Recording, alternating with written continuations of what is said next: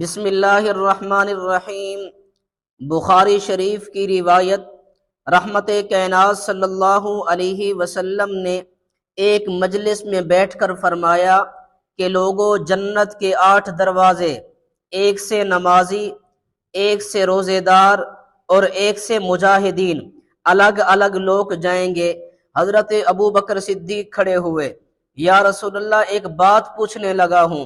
پوچھنے کی وجہ صرف اور صرف اپنی محبت کا اظہار ہے۔ یا رسول اللہ، اگر کسی مسلمان کو جنت میں تھوڑی سی بھی جگہ مل جائے، اسے کسی اور چیز کی ضرورت نہیں، معلومات کی بنیاد پہ، اپنی خواہش کی بنیاد پہ پوچھنا چاہتا ہوں۔ یا رسول اللہ، آپ نے جنت کا تذکرہ فرمایا، جنت کے 8 دروازوں کا تذکرہ فرمایا، اور ان دروازوں سے گزرنے والے صحابہ کرام، اہل ایمان، مومنین کا تذکرہ فرمایا، الگ الگ دروازے ذکر کیے۔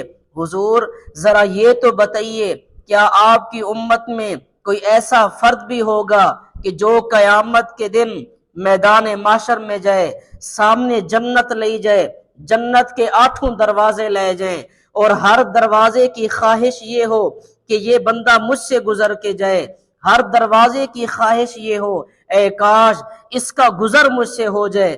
آسان لفظوں میں کہنا چاہوں گا، یا رسول اللہ، پوری امت جنت کے لیے ترسے گی، کیا آپ کی امت میں کوئی ایسا خوش نصیب بھی ہوگا کہ جس کے لیے خدا کی جنت ترسے؟ رحمت کائنات نے مسکرا کر فرمایا، نعم وارجو ان تکون منہم۔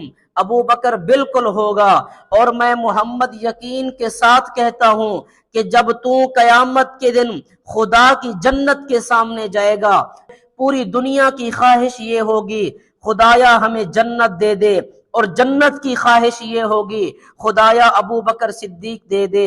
پوری دنیا جنت کے لیے ترسے گی، اور جنت حضرت ابو بکر صدیق کے لیے ترسے گی۔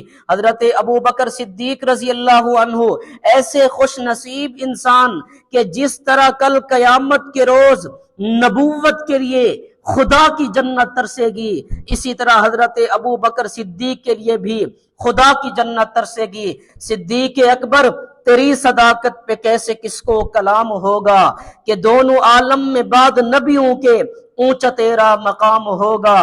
نبی کا روزہ ہے جس کا مدفن، رش کے عالم ہے جس کا مسکن، خدا کی جنت بھی جس کو ترسے وہ کتنا ذی احترام ہوگا۔